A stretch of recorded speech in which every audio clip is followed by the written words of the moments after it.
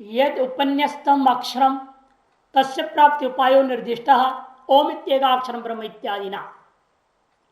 जो उपन्यास है अक्षर तत्व ब्रह्म तत्व और उसके उपाय भी प्राप्ति, उसकी प्राप्ति के उपाय बता दिया गया, निर्देश कर दिया गया 13वें श्लोक में ओम इत्येकाक्षरम ब्रह्म इत्यादि के द्वारा।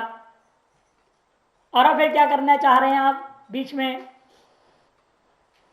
अथ इदानीम अक्षर से स्वरूप निर्दिक्षया इदम उच्यते। और अब उसी अक्षर तत्व का स्वरूप को निर्धारण करने की इच्छा से अगले श्लोक कहा जा रहा है, अनेन योग मार्गेण इदं गंतव्यम इति। क्यों अभी कहने की जरूरत रह गई दोबारा? कहती है जान करके कि अमुक योग मार्ग के द्वारा जो प्राप्तव्य गंतव्य है वो यही चीज है, ब्रह्म तत्व अक्षर तत्व है। यह समझाने के लिए कर्म के द्वारा भी गंतव्य वही है, उपासना के द्वारा भी गंतव्य वही है। और अब ये बात स्पष्ट करने के लिए ये श्लोक आरंभ आ रहा है। आरंभ कर कह दिया गया परस्तस्मात् इत्यादि, क्या अक्षर स्वरूप निर्देश करने की इच्छा से पूर्वोक्त योग मार्ग का जो संबंध क्या है वो समझा दे भाष्यकार ने। अनेन योगम मार्गेण अनेन योग मार्गेण इदं गंतव्यम, ये पूर्वोत्तर संबंध बन गया। योग मार्ग का उक्ति हो चुकी है और उस योग मार्ग से जो योग से भक्ति योग से तात्पर्य जो चल रहा है प्रकरण में। परस्तस्मात् भावो अन्यो अव्यक्तो व्यक्तात् सनातनः यः स सर्वेषु भूतेषु नश्यत्सु न विनश्यति। परः तस्मात् भावो अन्यो, तस्मात् अव्यक्तात् परः अन्य भाव, तो भी कह दिया। तस्मात् मने पूर्वोक्तात्, भूतग्राम का कारणभूतात् अविद्या, तस्मात् अविद्या अव्यक्तात्। यहां देखो दोनों का अव्यक्त कह दे रहे, दो अव्यक्त शब्द आ रहे, प्रथमांत एक पंचम्यंत। प्रथमांत ब्रह्म के लिए और पंचम्यंत अविद्या के लिए। तस्मात् अव्यक्तात् मने अविद्या, उस अविद्या से, अविद्या अविद्या लक्षणात्, उस अविद्या लक्षणात् अविद्या रूपा उस जो तत्व है जो कि कारण है किसका, पुरुष लोक में कहा हुआ भूत समुदाय का, जीवों की उत्पत्ति का। उत्पत्ति प्रलय आदि जो पीछे बताया गया था, जीवों की उत्पत्ति प्रलय आदि कारणभूता जो अविद्या रूपा वस्तु है, उस की अपेक्षा से ये कैसा है, परः अन्य भाव, पर है, उससे भिन्न है ये, और उससे अन्य है ये, और उससे विलक्षण है ये। तीन बात कहने के लिए देखने में तीनों पर्यायवाची लग रहा है। तू कहो तो भी व्यावर्तन करेगा, उससे पर है का मतलब वो भी व्यावर्तन नहीं कर रहा है, उससे अन्य कहो तो भी व्यावर्तन नहीं हुआ। इसलिए आशंका करेंगे पूर्व पक्ष कि परात्व और अन्य तीनों पर्यायवाची शब्दों का आपने कैसे प्रयोग कर दिया, तब कहेंगे अलग अलग काम है इनका, इसलिए प्रयोग करना पड़ रहा है। पर शब्द भिन्नत्व का बोध कराता है, जैसे अस्मात् घटात् अयं घटो भिन्न, एक घट से दूसरे घट का भेद के लिए पर शब्द होता है। अस्मात् घटात् अयं घटो घटा परः, अयं घटो भिन्न, पर शब्द का अर्थ भिन्न अर्थ में, व्यतिरिक्त अर्थ में। और अन्य शब्द विलक्षणता को द्योतन करने के लिए। तो वहां पर क्या होगा, घटाद अन्य पट, घट से अन्य कौन है, पट है। कि एक घट से दूसरे घट को भिन्न भले कहो, लेकिन फिर भी वो अन्य नहीं है। क्यों, दोनों के एक जाति, दोनों घटत्व चिन्ह। अन्यत्व ने भी ग्रहण करना है तो भिन्न जाति होना चाहिए ना। घट से अन्य पट है कहोगे तब भिन्न जाति हो जाएगी, घटत्व घटत्व है तो विलक्षण हो गया, विलक्षणता को द्योतन कर रहा है। इतना ही नहीं कहा, तो फिर ये क्यों कहा, तू जो है अव्यक्त के धर्मता विलक्षण करने, स्वरूपतः विलक्षणता और धर्मता विलक्षणता, वस्तुतः भिन्न, तीन चीज है। घट से घट भिन्न है वह एक वस्तु घट, एक वस्तु दूसरी वस्तु घट है, ये दोनों वस्तु परस्पर भिन्न है। वस्तुतः भेद को कथन करने के लिए पर शब्द है, धर्मतः भेद को कथन करने के लिए तू शब्द है, और स्वरूपतः भेद को कथन करने के लिए अन्य शब्द है। ये समझना एक पक्ष में। और कैसा है वो? यह अव्यक्त अविद्या होने से मिथ्या है, किंतु वह अव्यक्त जो परमात्मा है, ब्रह्म परमेश्वर हो, कैसा है? भाव, वो सत्य है, असत नहीं, वो मिथ्या नहीं, वो सत्य है, न भाव है। भाव होता हुआ घटपट आदि के समान अनित्य तो नहीं है, इतने सनातन कर दिया। तस्माद अव्यक्तात्, उस अव्यक्त से ये जो अक्षर है वो कैसा है? वो भाव है और सनातन है, क्योंकि वह उस अव्यक्त रूपा विद्या रूपा वस्तु से पर है, अन्य है और तू है। पर, अन्य, तू। पर मने वस्तुता भेद, अन्य मने स्वरूपता भेद, और तू से धर्मत भेद को कथन कर रहे हैं। ऐसा जो तत्व सर्वेश भूतेषु निषत्सु, सकल भूत ब्रह्मा तक कीट प्रक्रिया से लेकर सारी चीज का प्रलय हो जाए, नष्ट हो जावे, यह न नश्यति, जो नाश को प्राप्त नहीं होता है, वह तत्व का नाम ही अक्षर है। अगले श्लोक का उत्तरार्ध पूर्वार्ध में कहेंगे। भाष्यम परो व्यतिरिक्तो भिन्न, पर मने व्यतिरिक्त, व्यतिरिक्त का अर्थ कर दिया, और भिन्न है माने वस्तुतः भेद है। यह घट उस घट से भिन्न है, ये घट एक वस्तु है, दूसरा घट दूसरी वस्तु है, इन दूसरों का भेद को पर शब्द से बोला जा सकता है। परत्वम दिक्कृत कालकृत मानते हैं ना आप, नहीं एक लोग भी क्या कहा था? दिक्कृत परत्व है, वो नगरी ये भी नगरी है, दोनों नगरियों के विषय में क्या कहा? अयम अस्मात् परः, अयम अस्मात् अपरः। कलकत्ता से आओगे यहाँ बनारस को होता हुआ हरिद्वार, तो हरिद्वार क्या हो गया? कलकत्ता से के दृष्टिकोण से पर है, और बनारस अपर है। ऐसे दृष्टांत दिया था ना, समझाया था वहां पे। तो परत्व क्या है? समान जातीय दो वस्तुओं के बीच में हो सकती है, इसका मतलब कि कलकत्ता भी एक शहर है, बनारस भी एक शहर है, हरिद्वार भी शहर है। सदृश सजातीय वस्तुओं में एक दूसरे का भेद को कथन करने के लिए पर शब्द का प्रयोग हो सकता है। कुतः? तस्मात् पूर्व, किससे वो भिन्न है? पूछा गया किससे भिन्न है? यह जो अव्यक्त है, क्योंकि अक्षर तत्व का नाम आपने क्या रख दिया है? अव्यक्त। इसे जान के समान नाम रख रहे, देखो यह अव्यक्त उस अव्यक्त से भिन्न है, अंतर करना पड़ेगा। वह अव्यक्त क्या है? वो अविद्या रूपा है, मिथ्या है ना। और यह अव्यक्त क्या है? भाव कह दिया, वह सत्य है और सनातन भी है। दो विशेषण देते हैं इसीलिए उसे अलग करने। तस्मात् पूर्वोक्तात्, ऐसा अन्वय कर देना है। तू शब्द अक्षर से विवक्षित अव्यक्तात् वैलक्षण विशेषणार्थ, आगे ना। तू शब्द क्या कर रहा है? जो विवक्षित अर्थ कौन है? वस्तु या अक्षर तत्व, उसमें अव्यक्त कौन? अविद्या, उसकी अपेक्षा से विलक्षणता का द्योतन करने के लिए विशेषण परक शब्द है, विलक्षण विशेषणार्थ। क्या लेंगे उसमें? धर्मता, वो मिथ्या है या सत्य है। धर्मता वैलक्षणता को तू से बता रहे, वस्तुतः वैलक्षणता को पर से बता दिया। और दोनों अव्यक्त है, किंतु एक का धर्म क्या है? मिथ्या, दूसरा का धर्म सत्य है। भावो क्या है विशेषण? वो स्वयं आगे दे दिया, भाव अक्षराख्यम परम ब्रह्म, अक्षर नाम का जो वह परम ब्रह्म है वो भाव है, वह सत्य है। व्यतिरिक्त सत्य भी सालक्षण्य प्रसंगो अस्ति तद विनिवृत्त्यर्थम आह अन्य। तब उठा पर शब्द और अन्य शब्द दोनों पर्यायवाची है, दो क्यों प्रयोग कर रहे हो? तब कहते हैं नहीं नहीं, यह अन्य शब्द प्रयोग जो किया है श्लोक में उसका प्रयोजन दूसरा है। क्यों? पर शब्द का क्या किया था हमने? व्यतिरिक्त। व्यतिरिक्त होते हुए भी पर शब्द बोध्य अविद्या रूपा व्यक्त से अक्षर रूपा व्यक्त भिन्न है, ऐसा होने के बावजूद भी सालक्षण प्रसंगो अस्ति, किंतु सालक्षणता हो सकता है, समान लक्षण वाले हो सकते हैं दोनों। तो तद विनिवृत्त्यर्थ, उस समान लक्षणता स्वरूपत भेद को बताना है, स्वरूपत समान नहीं है दोनों, यह बताने के लिए ही अन्य शब्द आया। जैसे घटात पटो अन्य व्यवहार होता है वैसे अन्यो माने विलक्षण, सच अव्यक्त अनिंद्रिय गोचर, क्योंकि वह जो अक्षर ब्रह्म रूप अव्यक्त कैसा है, अनिंद्रिय गोचर है, इंद्रिय गोचर नहीं है।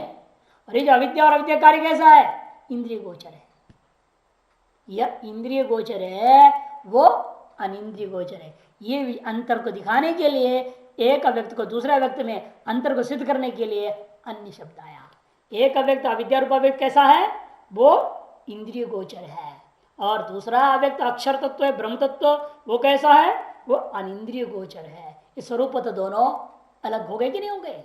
इसलिए अन्य शब्द स्वरूपत भेद, घट और पट जैसे दो स्वरूप भिन्न भिन्न स्वरूप वाले हैं, जैसे घट और पट का भेद को अन्य शब्द से कहा जाता है, उसी प्रकार से अविद्या और अक्षर इन दोनों का भेद को अन्य शब्द से कह दिया गया। स्वरूपत भेद को कथन करना। परस्तस्माद इत्युक्तम, इसलिए कहा गया परस्तस्माद इत्युक्तम। हाँ, पूर्व पक्ष का यहां पर एक तरह से आपने कह तो दिया शुरू में परस्तस्माद, उससे पर है, अलग कह दिया, फिर अन्य शब्द क्यों कह रहे हो। कस्मात पुनः पुरा परह पूर्वोक्तात्, तब कहते कि भाई ठीक कह रहे हो, लेकिन किससे वो पर है, ये तो स्पष्ट नहीं था ना, स्पष्ट करने की जरूरत हो गया।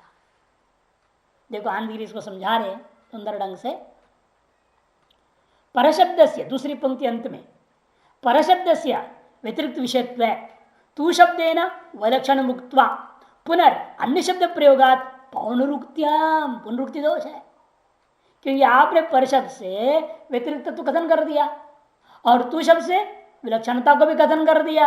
अब क्या रह गया कथन करने के लिए बाकी, फिर दोबारा अन्य शब्द जो प्रयोग कर रहे हो वह पुनरुक्ति दोष हो जाता है। इत्याशंक्या, व्यतिरिक्त होने पर सालक्षणता आ सकती है ना, स्वरूपत भेद कहां सिद्ध होगा, वस्तुतः भेद सिद्ध हो जाए, धर्मत भेद सिद्ध हो जाए, तो स्वरूपत भेद तो सिद्ध नहीं हुआ ना। वो जो करना जरूरी था उसके लिए अन्य शब्द भी जरूरी है। समझा रहे, तू के द्वारा क्या किया, तू न द्योतितम वैलक्षण्यम अन्य शब्देन प्रकटितम भवति, तू के द्वारा जो द्योतित वैलक्षणता है उसी को अन्य शब्द के द्वारा प्रकट किया गया, पहला पक्ष है। ये तो भिन्नेषु भी भाव भेदेशु, भिन्न है, भाव भेद है, फिर भी क्या उनमें एक जाति को लेकर के सालक्षणता आ जाती है। जैसे पृथ्वी, जल, तेज, वायु, आकाश, इन सब में क्या मानता है, भूतत्व भी सामान्य धर्म है, यानी सब समान सालक्षणता है। व्यतिरिक्त है, पृथ्वी से जल व्यतिरिक्त है ना। धर्मता भी एक शीत स्पर्श वाला है, अनुष्णाश स्पर्श वाला है, लेकिन फिर भी सालक्षणता है दोनों में, साधर्म्यता है ना, दोनों में द्रव्यत्व है, दोनों में भूतत्व है, सालक्षणता है। पूरा वैशेषिक दर्शन इस पर तो टिका है, साधर्म्य वैधर्म्य को लेकर के ही वैशेषिक दर्शन चलता है।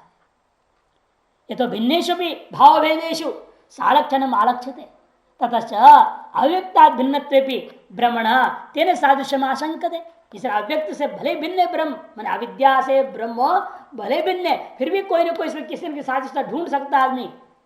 तन निवृत्त्यर्थम, उसे निवृत्त करने के लिए अन्य पदम इत्यर्थ, अन्य पद दिया गया है। यद्वा, अथवा झंझट दूर करना है, पर शब्द की व्याख्या बदल दो, पर शब्द कर दो उत्कृष्ट कर दो, अन्य तरह जैसे करते उत्कृष्ट निरतिशय, सीधा अक्षर का विशेषण कर दो उसको। कि भाष्यकार ने क्या अर्थ लिया, परम ने व्यतिरिक्त भिन्न, तभी शंका हुई पुनरुक्ति दोष आदि का। अब परशब्द का अर्थ भिन्न मत लो, व्यतिरिक्त अर्थ मत लो, परशब्द कर दो उत्कृष्ट है। परशब्द से प्रकृष्ट वाचित दो भाव विशेषणार्थत्व पुनरुक्ति शंकैव नास्ति द्रष्टव्य। यदि परशब्द का अर्थ क्या करेंगे, प्रकृष्ट उत्कृष्ट, और किसका विशेषण होगा, तब वो भाव का विशेषण हो जाएगा। जब भाव का विशेषण हो जाएगा, ये पुनरुक्ति दोष आदि की आशंका खत्म हो जाती है, ऐसे समझना चाहिए। दूसरे पक्ष यद्वा आंध्रिकार ने समझा दिया। भाष्य, किससे यह अन्य है, किससे विलक्षण है, किससे यह वस्तुतः भिन्न है, पर है, कस्मात् पुनः परा।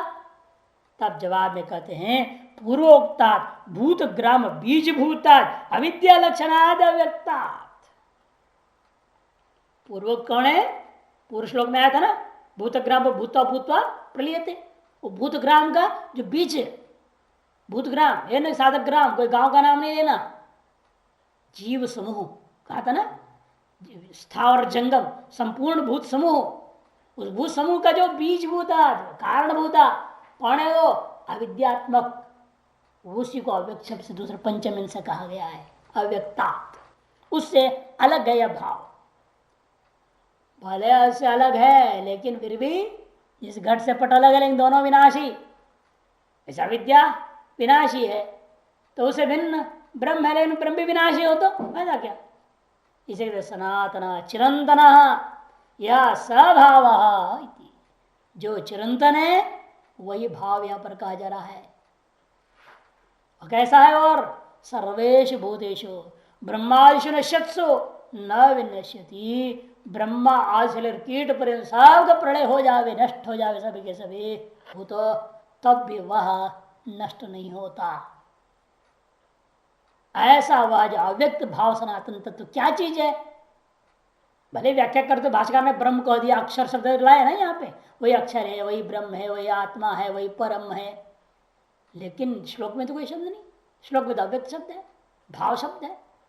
इसलिए अगला श्लोक में स्पष्ट करते हैं, अव्यक्तो अक्षरित्युक्त तमाहु परमाम गतिम यम प्राप्य न निवर्तन्ते तद्धाम परमम मम।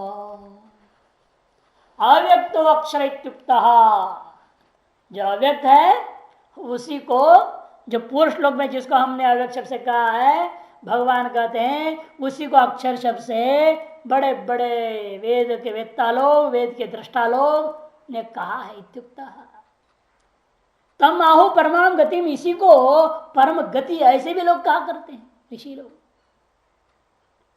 इसी को हमने पहले बताया था ना, 20 और 21वें श्लोक में कहेंगे। कहाँ कहा था ये?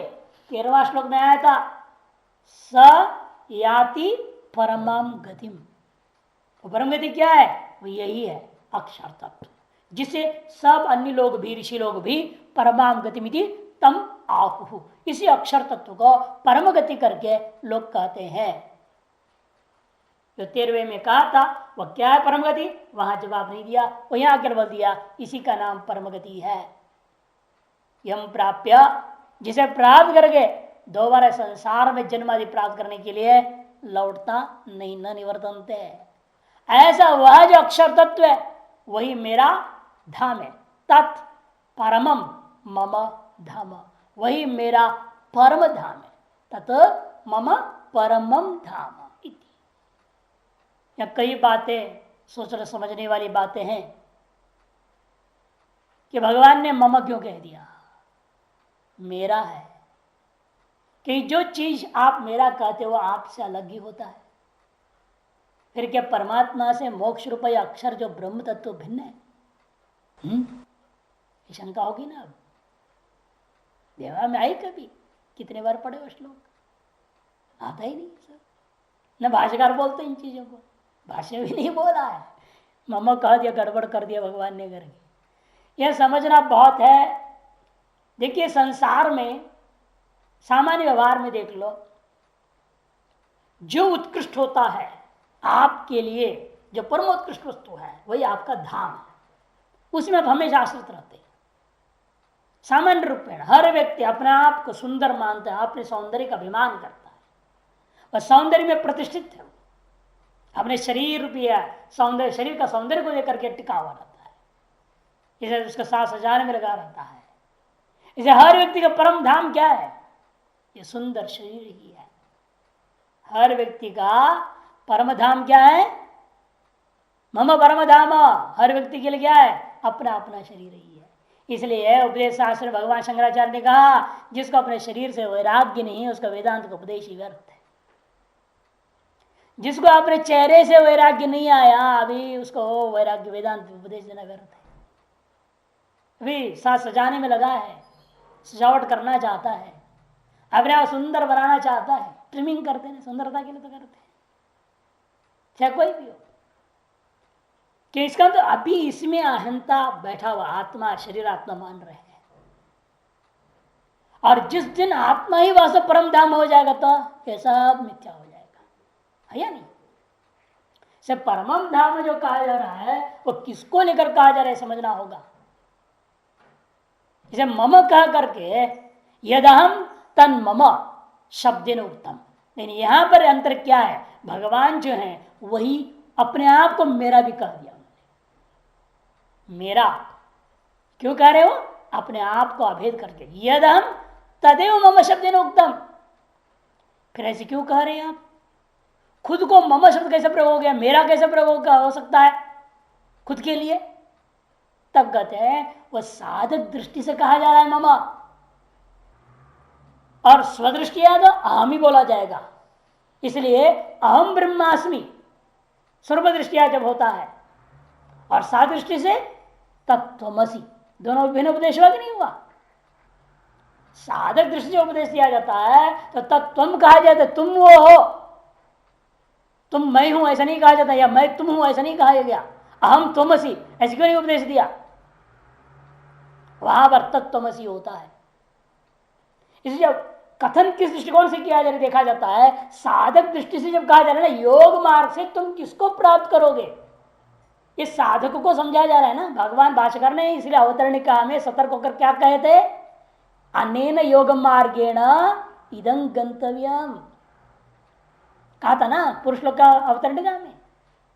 मैंने किसको समझा रहे, एक साधक को बता रहे हैं तुम्हारे दृष्टि से योग मार्ग के द्वारा तुम्हारे तरफ गंतव्य क्या है, जो मेरा धाम वो तुम्हारा गंतव्य है। साधक दृष्टि से कहा जा रहा है मम, सर्व दृष्टिया अहमेव ब्रह्म। इसलिए महावाक्य में भी दो आया, जो सर्व दृष्टि से कथन होता है अहम ब्रह्मास्मि होती है, और साध दृष्टि होता है तत्वमसि होता है। सर्वोत्कृष्ट ममत्व ग्रहण सांसारिकेशो मोह वारणम संभवती। अतएव उस सर्वोत्कृष्ट में ममत्व को धारण करोगे, मेरी आत्मा अपनी आत्मा को आप जब धारण करने लगोगे, ममत्व ने धारण करोगे तो क्या होगा, अन्य सांसारिक पदार्थ ममत्व अपने आप समाप्त हो जाता है। इसलिए इसमें जो विशेष बात भगवान यह संकेत करना चाह रहे हैं, तुम अपना ममत्व को हटाओ।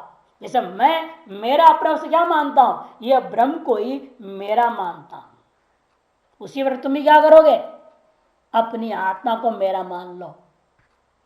यमेव एष वृणुते, है ना, अपनी आत्मा का ही वर्ण करो मेरा करके। आप वर्ण करो अपने शरीर को मेरा करके वर्ण कर लेते हो, पत्नी को मेरा करके वर्ण कर लेते हो, अन्य चीजों को मेरा करके वर्ण कर लेते हो, तो उनमें मोहग्रस्त हो जाते हो। और यदि आत्मा को ही मेरा करके वर्ण करो, आत्मा से वो विषय मोह हो जाए तो भला हो गया तुम्हारा।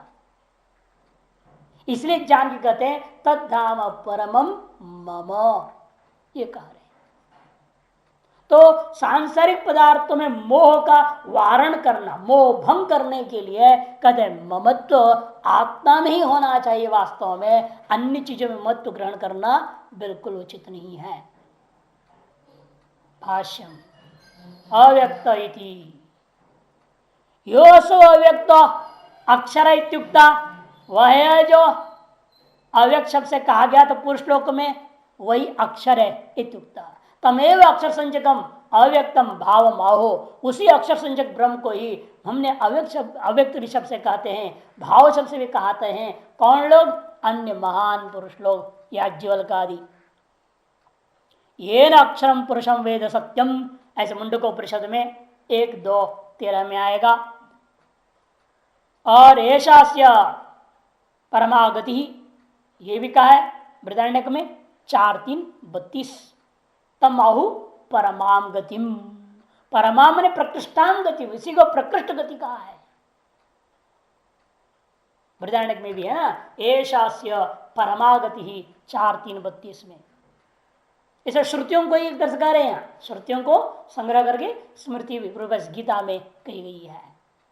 यम भावम प्राप्य, जिस भाव को प्राप्त करके, जिस अक्षर तत्व ब्रह्म तत्व को प्राप्त करके अनुभव करके, गत्वा न निवर्तन्ते, ज्ञात्वा अनुभूय इत्यर्थः, न निवर्तन्ते संसाराय, संसार के और वे लौट के नहीं आते। तद्धाम स्थानम, वह धाम, वह स्थान, लगता हो वो अपने से भिन्न जैसा व्यवहार हो रहा है ना, तत्स्थानम परमम प्रकृष्टम मम, मम स्थानम, वह मेरा परम प्रकृष्ट स्थान है। विष्णु परमम पदम इत्यर्थः, वही उस व्यापक ब्रह्म का परम पद स्वरूप है। विष्णु परमम पदाम, यह भी श्रुति में है। विष्णु परमम पदाम, ऋग्वेद संहिता 1, 2, 6, 5 में, और कठोपनिषद में आए थे शब्दावली 1, 3, 9 में।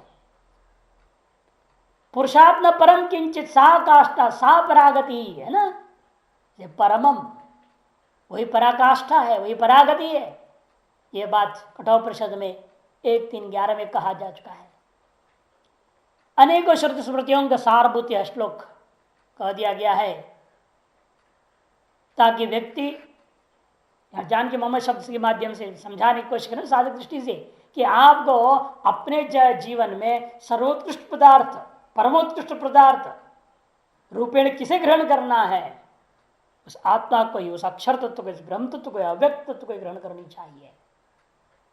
अन्य चीजों में विद्यमान जो उत्कृष्टता की बुद्धि को त्यागना चाहिए।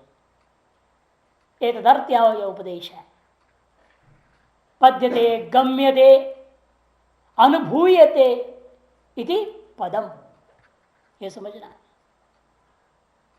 विष्णु हो परमम पदम करके वहां श्रुति में आया, उसको तद्धाम परमम मम कह दिया इन्होंने। भाष्यकार ने तो पद में रख दिया विष्णु हो परमम पदम इत्यर्थः। ये नहीं कि जाएगा कहीं पहुंच करके प्राप्त किया जाएगा। इसलिए पद धातु का गति अर्थक है, और गति का आप जानते हैं ज्ञान अर्थ में भी होता है, और ज्ञान स्वयं अनुभूति स्वरूप ही होता है।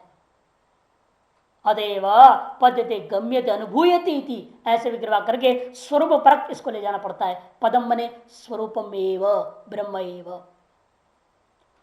तल्लब्धि उपाय उच्यते, ऐसे उस ब्रह्म का लाभ कैसे होगा, प्राप्ति कैसे होगी, अनुभूति कैसे होगी, उसके लिए उपाय बता रहे हैं अगले श्लोक से। पुरुष पर पार्थ भक्त्या लभ्यस्त्वनन्यया यस्यांतस्थानि भूतानि येन सर्वम् इदं ततम्। पुरुष पर पार्थ, हे पार्थ, यह संबोधन का बहुत ही महत्व है इस श्लोक में। हे पार्थ, स परः पुरुष, वह परम पुरुष परमात्मा ब्रह्म भक्त्या लभ्य, भक्ति से लाभ होगा। अरे सब लोग कहते हैं हम भी भक्ति करते हैं, कौन भक्ति नहीं कर रहा है, सब कहते हैं हम भी भक्ति करते हैं, क्यों नहीं लाभ हो रहा है सबको? इसलिए कहते किंतु कैसे भक्ति से प्राप्त होता है, किंतु अनन्यया कर दिया। सब भेद बुद्धि से भक्ति कर रहे हैं, ईश्वर अलग है, मैं अलग हूं। उपास्य उपासक भाव भेद पूर्वक उपासना करते, भक्ति करते हैं। और या करे अनन्यया, अन्यत्व नहीं, अनन्यत्व में भक्ति करना है, अभेद भाव से। अनन्याश्चिंतयन्तो माम, है ना, पहले भी आया एक बार, और आगे भी आएगा, पीछे भी आया है। अनन्य चेता सततम, पहले है ना 14वें श्लोक में, अनन्य चेता सततम। और नारद भक्ति सूत्र 10वां सूत्र में कहा अन्याश्रयाणाम त्यागो अनन्यता। अनन्यता क्या चीज है? अनन्या का अनन्यया तृतीया बना दिया, अनन्या का, अनन्या शब्द का अनन्या तृतीयांत है, भक्त्या का विशेषण। अनन्यता का अर्थ क्या? तो अन्याश्रयाणाम त्यागो अनन्यता कर दिया। अन्य आश्रयों को त्यागना, अन्यत्वेन आश्रय को त्यागना, या अन्य आश्रयों को ही त्याग देना, उसी का नाम अनन्यता। नारद भक्ति सूत्रकार कहते साफ साफ, नारद जी यही हो रहा है ना, आप अन्य को आश्रय करें, आप अन्यत्वेन इस ईश्वर ग्रहण करके उस ईश्वर को आश्रय बने अपने भक्ति का। वैसे भक्ति शब्द का अर्थ क्या होता है? भज सेवायाम, सेवा करना। और सेवा करने का भी अर्थ हम लोग अधिकतर गलत ही लेते हैं। सेवनम इति सेवा, है ना, सेवन करो, अगर चाय का सेवन करो, नाश्ता सेवन करो, दवाई का सेवन करो, कभी नहीं कहते। सेवन का मतलब क्या होता है, वहां आप अपने शरीर के उसके अनन्य भाव को प्राप्त कर दे रहे हैं। आप भोजन कर लेते तो क्या हुआ, आप अपने शरीर के उसको तादात्म्य कर दिया, अनन्य भाव को प्राप्त करा दिया, सेवन कर लिया। और सेवन को अन्यत्र जेवन भी कहते हैं, नहीं जेमन भी, कोई म भी बोल दिया उसको, स को ज कर दिया, फिर वह को म भी कर जेमन करके भी कुछ लोग कह देते हैं। ये सब पद के अपभ्रंश हुए हैं अनेक भाषाओं में। से वास्तव में क्या है, अनन्य भाव यही होता है। आप भोजन करते हैं तो आप शरीर के साथ उसको एकीभूत कर देते हैं, अनन्य भाव को प्राप्त कर गया। अब आपसे अन्यत्व नहीं रहा।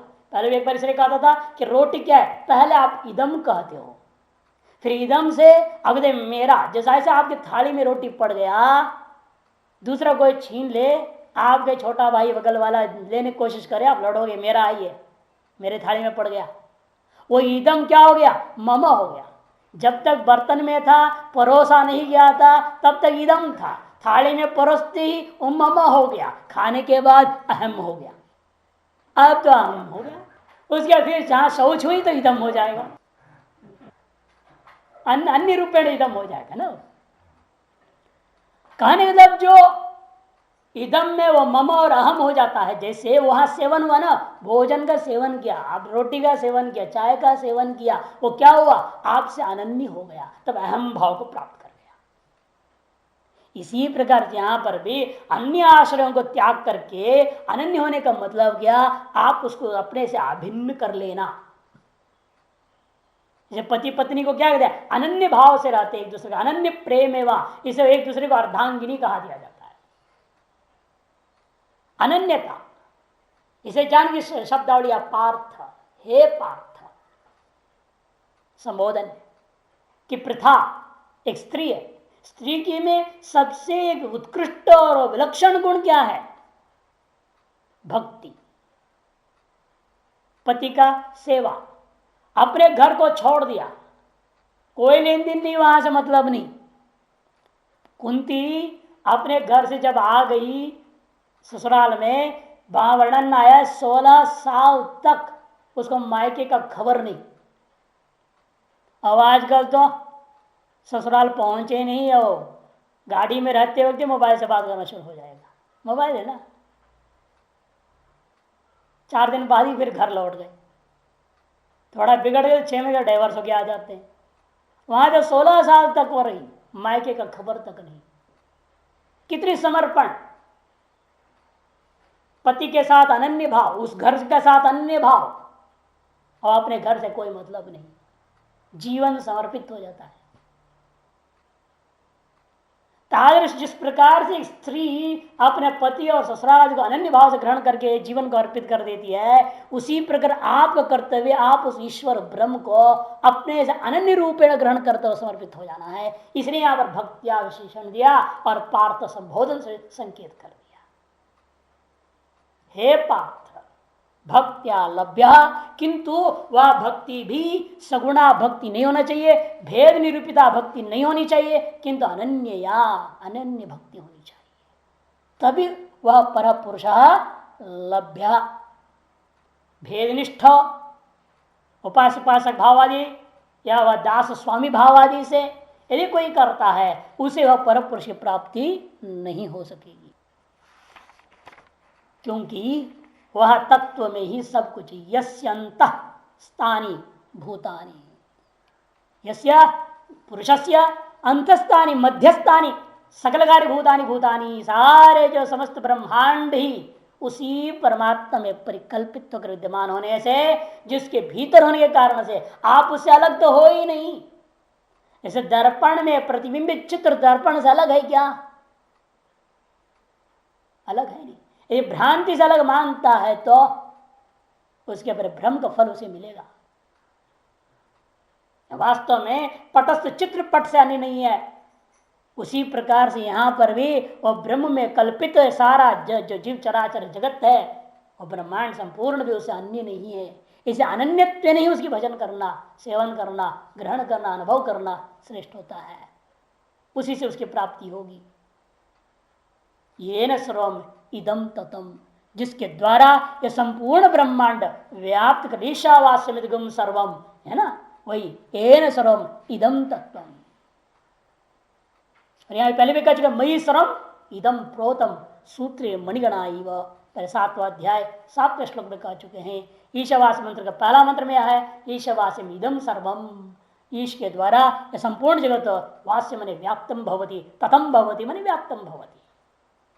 और यही शब्दावली ये न सर्वमिदं ततम आएगा उपसंहार 18वें अध्याय 46वें श्लोक का दूसरे पद में आएगा। जिस श्लोक के चौथे पाद है वह उस श्लोक का दूसरा पाद है, 18वां अध्याय 46वें श्लोक में ये न सर्वम इदम ततम।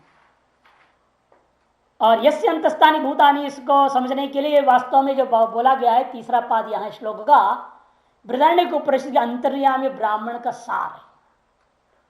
बृहदारण्यक उपनिषद में एक अंतर्यामी ब्राह्मण आता है, तीसरा अध्याय 7वां ब्राह्मण है, वह पूरा अंतर्यामी की चर्चा है। वह पृथ्वी जो उसका शरीर है, पृथ्वी के अंदर वह रहकर पृथ्वी का नियमन करता है, फिर भी पृथ्वी से नहीं जानती है इत्यादि आरंभ करके अनेक पर्यायों में समझाया गया है। उसको उन्होंने यस्य अंतस्थानी भूतानी इतने सी शब्दों में उसके सार का वर्णन कर दिया है।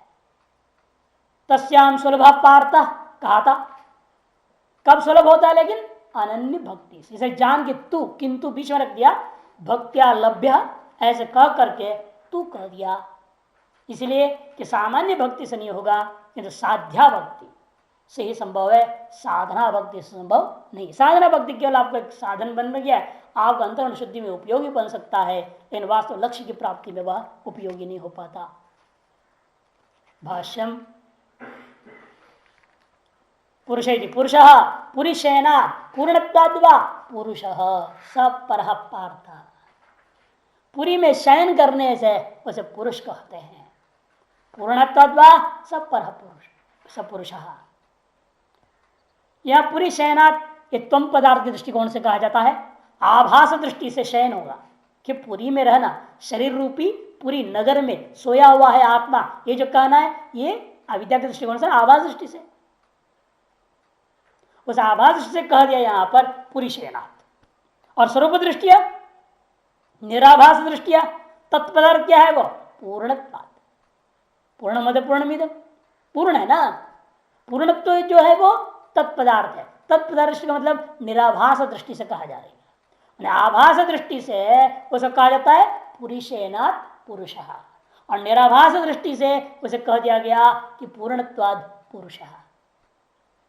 अर्थात त्वम पद के दृष्टिकोण से कहना पड़ता है पुरुषेनात्, और तत्पदार्थ दृष्टिकोण से पूर्णत्वात्।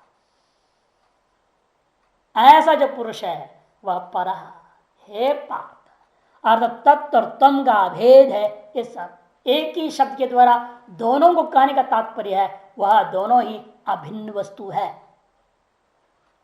सपर पार्थ, परो माने निर्दिशय है, निर्दिशय हो, आभास से भी रहित है, इसीलिए निर्दिशय होने के कारण से यस्मात् पुरुषात् न परम किंचित। कैसे वो निर्दिशय है, क्योंकि जो है उस पुरुष से न परम किंचित, सा काष्ठा सा परागति, उससे पर और कुछ भी नहीं है। ऐसा जो तत्व है स भक्त्या लभ्य, भक्ति से उसका लाभ होगा। कैसी भक्ति से लाभ होगा वो भी समझाते हुए कहते हैं, तू ज्ञान लक्षणया अनन्यया आत्म विषया, आ गया ना, अनन्यया माने ज्ञान लक्षणया, ज्ञानात्मिका भक्ति, क्योंकि आपका स्वरूप ही ज्ञान है, ज्ञान रूपा, इसलिए भक्ति से बाह्य भवन नवधा भक्ति आदि नहीं, नवधा भक्ति साधन कोटि का है वो। इसे ज्ञान लक्षणया भक्तिया आत्म विषया, कैसी हो, आत्मा ही विषय जिसका, ऐसा ज्ञान लेना, बाह्य ज्ञान भी नहीं। वैकुंठ लोक में रहने वाला या कैलाश लोक में रहने वाला, गोलोक में, साकेत लोक में इत्यादि जगह ग्रहण नहीं करना, किंतु आत्म विषयया ज्ञान लक्षणया अनन्या भक्त्या लभ्य। इस तरह से भाष्यकार ने इसको दे करके स्पष्ट कर दिया, आत्मा च लभ्य, इसे आत्मा ही लभ्य है और आत्मा से ही लभ्य है आत्मा। इसलिए कहते हैं ना, यमे वेश वृणुते तम प्रदेव स्वाम तनुगुम विवृण्वदे, विवृण्वदे तनुगुम स्वाम, ऐसे कठोपनिषद में और अन्यत्र भी आता है। नीचे यस्तु यस्य पुरुषस्य, क्यों ऐसा है, क्यों उस आत्मा को अनन्य भाव से करनी चाहिए, क्योंकि वास्तव में आप उससे अन्य है ही नहीं, कोई भी चीज अन्य नहीं है उससे। अधिष्ठान से कल्पित हो तो कभी अन्य नहीं हो सकता। अन्यत्व मान लेते हो वहीं आपको हानि पहुंचता है। यत्र द्वैतम इव भवति तत्र भयम भवति, श्रुति कहती है। जहां द्वैत के समान भी हो जाए वहां भय हो जाता है, और जब द्वैत ही में टिक गए फिर तो कहना ही क्या है। यस्य पुरुषस्य, क्योंकि वास्तव में अनन्यता को स्पष्ट कर दे, यस्य पुरुष, यसे कर दे पुरुषस्य अंतस्थानी मध्यस्थानी, उसी में मध्य में है, उसी में कल्पित है, उस अधिष्ठान में कल्पित, इसलिए मध्यस्थानी कह दिया। क्या है वो, कार्यभूतानि भूतानि सर्वाणि, कार्यभूता ये समस्त भूत, कार्य में कारण से अंतर्वर्ती भवती, क्योंकि हमेशा कार्य कारण के अंतर्वर्ती होता है, कारण से भिन्न नहीं हो सकता। ऐसा कुंडलादि स्वर्ण आदि से भिन्न नहीं है, घटादि मृतिकादि से भिन्न नहीं है, उसी प्रकार से यह कार्यभूत है जगत ब्रह्मांड जो है वह कारणभूता अधिष्ठानात्मक ब्रह्म से भिन्न नहीं है। यद्यपि वह कार्य दृष्टिकोण से ब्रह्म में कारणत्व कह दिया, जिसको दिखाई दे रहा है यह जगत रूपा दृश्य, उनके लिए कहा जाता है दृश्यात्मक के कार्यभूता जगत का कारण, इसका अधिष्ठान को तो ब्रह्म कह दिया गया। इस प्रकार से ब्रह्म में कारणत्व भी एक कल्पना मात्र है, ये न पुरुषे न, क्योंकि उसी पुरुष के द्वारा सर्वमिदं जगत ततम व्याप्तम आकाशेन इव घटादि, जैसे आकाश के द्वारा अंदर बाहर भीतर सर्वत्र आकाश के द्वारा घट को व्याप्त कर लिया गया, उसी प्रकार से ब्रह्म के द्वारा पुरुष के द्वारा ही संपूर्ण जगत को अंदर बाहर ऊपर नीचे आगे पीछे सर्वतः वह उससे व्याप्त है। यस्मात् परम ना परमस्ति किंचित, यस्मात् नान्यो न ज्यायोस्ति क्वचित कश्चित। नीचे श्लोक दे रहे हैं, जिससे बढ़कर कुछ नहीं, जिससे छोटा कुछ नहीं, किंचित यस्मात्, जिससे जो है कोई छोटा नहीं कोई बड़ा भी नहीं, जिससे अलग कुछ नहीं, जिससे अनन्य है कर कोई वस्तु को ग्रहण नहीं कर सकते। ऐसा परम न अपरम अस्ति, यच्च किंचित जगत सर्वं दृश्यते श्रूयते पेवा अंतर्बहिश्च तत्सर्वं व्याप्य नारायण स्थितः। जो कुछ भी जगत सर्व आपको दिखाई दे रहा है और जो नहीं दिखाई जिसका आप सुनते हैं, श्रूयते पेवा अंतर्बहिश्च, अंदर और बाहर हो, तो सर्वम व्याप्य, उन सबको व्याप्त करके वह परब्रह्म परमात्मा ही है, जिसको ईशावास 8वें मंत्र में भी कहा था, सब परेगा चुक्रम अकायम अव्रणम अस्नावृगम इत्यादि शब्दों से। ये श्रुतियां भी इसमें प्रमाण बनते हैं। कहते ठीक है, ये तो हो गया अक्षर के स्वरूप जो गंतव्य है। इस प्रकार से जो कुछ भी कहना है सब कुछ यहां कहकर खत्म कर दिया, फिर आगे क्या कहना रह गया। तब कहते जो लोग ऐसे साधन नहीं अपनाते हैं, अनन्य भक्ति नहीं करते, उनका क्या होगा। जो अन्यवित्व नहीं भक्ति कर रहे हैं उनका क्या होगा, उनके लिए बताना है। उत्तरायण मार्ग और दक्षिणायन मार्ग से लोग जाएंगे, उसके लिए आरंभ करें। प्रकृतानाम योगी नाम प्रणवावेशित ब्रह्म बुद्धि नाम कालांतर मुक्ति भाजाम ब्रह्म प्रतिपत्तये उत्तरो मार्गो वक्तव्य यदि यत्र काल इत्यादि वक्षितार्थ समर्पणार्थम उच्यते। प्रकृत अनेक प्रकार योगी की चर्चा शुरू से अभी तक 8 अध्यायों में हो गई है। कर्मयोगी और मुख्य रूपेण वहां कर्मयोगी और यहाँ उपासक भक्ति योगी का चर्चा चल रहा है। उसे ध्यान करने वाला सबका अलग अलग आ गया। इसे प्रकृता नाम योगी नाम, उनमें से उसको लेंगे हम यहाँ जो विशेष रूपेण प्रणव आवेशित ब्रह्म बुद्धि नाम, प्रणव में प्रविष्ट कर दिया है क्या, ब्रह्म बुद्धि जिसने। ऐसे जो योगी लोग हैं लेकिन अभ्यास करते करते करते यही मर गए। जब मर जाते हैं प्रयाण काले भी, कहा था ना, यदि आ जाए तो ठीक है, नहीं तो कहते हैं कालांतर मुक्ति भाजाम, जो यहां जीते जी उस ब्रह्म तत्व का अनुभव नहीं कर पाए, जीवन मुक्त नहीं हो सके, ऐसे लोग जो कालांतर में जाकर मुक्ति के भागी होने वाले हैं, ऐसे जो लोग हैं उनकी ब्रह्मपत्ति पत्ति है, वह ब्रह्म की अनुभूति कैसे कर पाएंगे? उसके लिए यहां से उनको ब्रह्मलोक जाना पड़ेगा, ब्रह्मलोक में उपदेश मिलेगा फाइनल, और वहां जगह अनुभव होएगा ना, उसके लिए उत्तरायण मार्ग बताना पड़ेगा। उत्तरो मार्गो मान उत्तरायण मार्ग, जो देवयान मार्ग कहा जाता है, वह वक्तव्य, वह कहना चाहिए। उसके लिए भूमिका 31वां श्लोक है, 24वें में कहेंगे उत्तरायण मार्ग, 25वें में दक्षिणायन मार्ग। तो उन दोनों के लिए भूमिका के रूप में यत्र काल इत्यादि विवक्षितार्थ समर्पणार्थम, यत्र काल इत्यादि के द्वारा जो विवक्षित अर्थ है, जो वक्तव्य, उसी के योग्य पदार्थों को समर्पण करने वाले वस्तुओं को यह कहा जाएगा। आवृत्ति मार्गोपन्यास इतर मार्ग स्तुत्यर्थ, तब कहते यहाँ इसको लाने क्या जरूरत थी, ये तो पुनरावृत्ति मार्ग है यहाँ। तो कहते आवृत्ति मार्ग जो कथन किया जा रहा है वह अनावृत्ति मार्ग का स्तुति करने के, वो जो अनावृत्ति साधना है आपका अनन्य भक्ति के द्वारा जो साक्षात यही जीवन मुक्त होते हैं, आप हम ब्रह्मास्मि की यही अनुभूति हो जाती है, वह अनुभूति को होने वाला जो अनावृत्ति मार्ग है, न स पुनरावर्तनते जो कहा गया था, न निवर्तनते ते शब्दों से जो कहा गया यहाँ पर भी, न इवं नावर्तनते ते श्रुतियों में जो कहा गया है, वो जो अनावृत्ति मार्ग का स्तुति के लिए आवृत्ति मार्ग को कहना जरूरी है। अनावृत्ति मार्ग भी दो है ना, अनावृत्ति मार्ग भी दो मार्ग है, एक तो यहां से जो मुक्ति हो गया वो भी अनावृत्ति मार्ग कहा जाता है, और दूसरा उत्तरायण मार्ग से जाएंगे वहां से वही मुक्त हो गया, वो भी अनावृत्ति हो गया ना उसकी भी।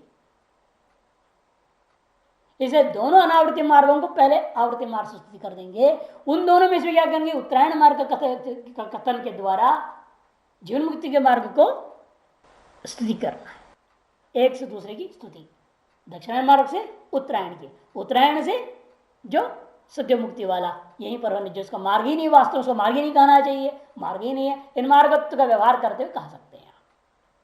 यथा पंचमो वेद व्यवहार हो गया, अवेद में भी वेदत्व व्यवहार हो जाता है, उसी प्रकार से यहाँ पर भी अमार्ग में भी मार्गत्व व्यवहार हुआ, तो यहीं पर अनन्य भक्ति से जो पुरुषानुभूति कर रहा है कि सद्यो मुक्ति हो जाती, जीवन मुक्त पुरुष के लिए भी कह दिया जा रहा है।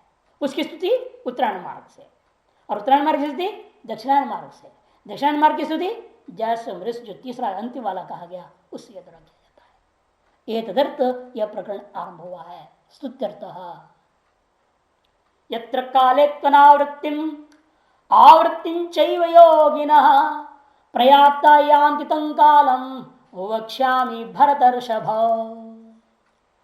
हे भरतर्षभ, भरतवंश तुम श्रेष्ठ, इसलिए मैं तुम्हें बात कहने जा रहा हूं, जिस काल के बारे में जान करके तुम भी अपने मार्ग को तय कर सको तुम्हारा कर्म, क्योंकि इस समय कर्म संबंधी मोह मुख्य, धर्म मोह रखा है ना, संन्यास के लिए भागना चाह रहा है। इसे सबसे पहले तुम्हें यह काल की गति से समझ में आएगी, उत्तरायण मार्ग में कौन जाएगा, किन कर्म करने वाला, दक्षिणायन मार्ग से कौन से कर्म करने वाला है ना, पथभ्रष्ट किसका रास्ते जाएगा, ये सब जब जानकारी होगी तो अपने आप तुम भी सही रास्ते चलोगे। गलत रास्ते पकड़ूंगा तो मैं कहाँ जाऊंगा पता तो चलेगा ना आदमी को। जैसे आजकल जो है साइन बोर्ड हर जगह लगा हुआ रहता है, और बोर्ड पढ़ लो तो गलत रास्ते जाने से बचोगे कि नहीं बचोगे, बिना पढ़े सीधे चल दोगे तो कहीं कहीं और कहीं कहीं पहुंच जाओगे आप। जाना है बद्रीनाथ पहुंच गए यमुनोत्री, उल्टा काम हो जाएगा ना। फिर जब बोर्ड पढ़ते रहो हर चौराहे पे तो सही जगह पहुंच जाओगे। इसे मार्ग बता देंगे तो आदमी सतर्क हो जाएगा कि हम किस कर्म करेंगे तो हम कहाँ जाने वाले हैं। इसे जान करके इनको बता कर रहे हैं ताकि अनावृत्ति मार्ग स्थिति हो जाए। यत्र काले से तू कह दिया पूर्वोक्त का व्यावर्तन करने के लिए, पूर्वोक्त वाला मार्ग वाला है नहीं वास्तव में, और ये आगे जो कहे जा रहे मार्ग वाले कैसे मावृत्ति, अनावृत्तिम आवृत्तिं चैव योगिनः,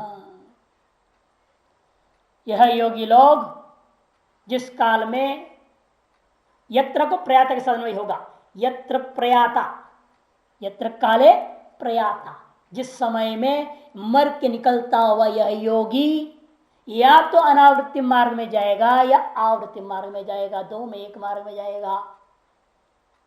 यान्ति तम कालम वक्ष्यामि, उस काल रूपा मार्ग को मैं तुम्हें कहूंगा। हे भरतर्षभ, भारतवंश में तुम श्रेष्ठ हो, ऋषभ के समान हो, अतएव तुम्हारे लिए समझाया जा रहा है ताकि तुम्हारे पूर्वजों के समान ही कर्म संबंधी सम्यक विवेक करता हुआ उत्तरायण मार्ग के अधिकारी होने लायक कर्म को ही करो, अन्य कर्मों को त्याग दो। यत्र काले भाष्य प्रयाता इति व्यवहितेन संबंध, पूर्वार्ध का पहले दो शब्दों को उत्तरार्ध का पहला शब्द के साथ में अन्वय करना है, इसे कहते व्यवहितेन संबंध। यत्र माने यस्मिन् काले, जिस समय में यह योगी बिना यहाँ जीवन मुक्त हुए अनुभूति हुए बिना साधना में लगा हुआ था, ओम का ध्यान कर रहा था, उसमें भी ब्रह्म बुद्धि से कर रहा है तस्वाचक प्रणव के आधार पर, फिर भी वह अनुभव के बिना यहां से चल पड़ रहा है। अनावृत्तिम अपुनर्जन्मो, अनावृत्ति माने जिसमें जाकर के पुनर्जन्म को प्राप्त नहीं होता, वह मार्ग अनावृत्ति मार्ग, उत्तरायण मार्ग। आवृत्तिम मन विपरीताम, दक्षिणायन मार्ग। चाहिए योगी नहीं थी, योगी ने सबको इकट्ठा ले लिया यहां पर। इति योगिना कर्मिणश्च उच्यन्ते, योगी शब्द से वह ध्यान योगी, जो वर्तमान प्रकरण वाला जो ध्यान योगी भक्ति योगी, इसको लेंगे, और पूर्वोक्त जो योगी है कर्मी, उसको भी ले लेना। कर्मिणश्च उच्यन्ते, कर्मिणस्तु गुणतः, और कर्मी को यह गौण भाव में ले, क्योंकि मुख्य प्रकरण किसका चल रहा है, 8वां अध्याय उपासना प्रकरण है ना, भक्ति प्रकरण है, इसलिए मुख्य कौन है, भक्ति योगी ध्यान योगी, इनको लिया जाएगा, उपासक को लिया जाता है। और गौण रूपेण पूर्व शब्द में कहा हुआ कर्मी को लेना, क्योंकि कर्मी का अधिकार दक्षिणायन मार्ग से संबंध है, और भक्ति योगी ध्यान योगी इन लोगों का उत्तरायण मार्ग से संबंध है। इसे कहते कर्मणस्तु गुणतः, गौण रूप से लेना। यहाँ मुख्य रूपेण कहा ले चुके हैं, कर्म योग्य योग्य नाम है ना, ज्ञान योग्य ने सांख्या नाम, कर्म योग्य ने योगी नाम, तीसरे अध्याय तीसरे श्लोक में मुख्य रूपेण कर्म को ले चुके हैं, इसे यहाँ गौण रूपेण लेना है, और वहां जिसको गौण किया तो उसको यहां मुख्य कर लो। ये इति विशेषणात् कर्म योगेन योगिनाम इति विशेषणात् योगिनः यत्र काले प्रयाता, ऐसा योगी जिस समय में इस शरीर को लेकर मृता, इस शरीर को छोड़ देते हैं, तब वह योगी नो अनावृत्तिम यान्ति, वह उपासक जो भक्ति योगी ध्यान योगी वह अनावृत्ति रूप उत्तरायण मार्ग को प्राप्त करता है। यत्र काले च प्रयाता आवृत्तिम यान्ति, और दूसरा योगी ऐसा कर्मी जिस समय वो मरता है वह आवृत्ति रूप दक्षिणा मार्ग को प्राप्त करता है। वह कैसे होता है, किस प्रकार से जाते हैं, क्या उसका क्रम है इत्यादि। तम कालम, वह काल प्रधान मैंने कालाभिमानी देवता लोग ही है प्रधान, जिसमें ऐसा वह मार्ग के बारे में मैं तुम्हें बख्शामी, मैं तुम्हें कहूंगा।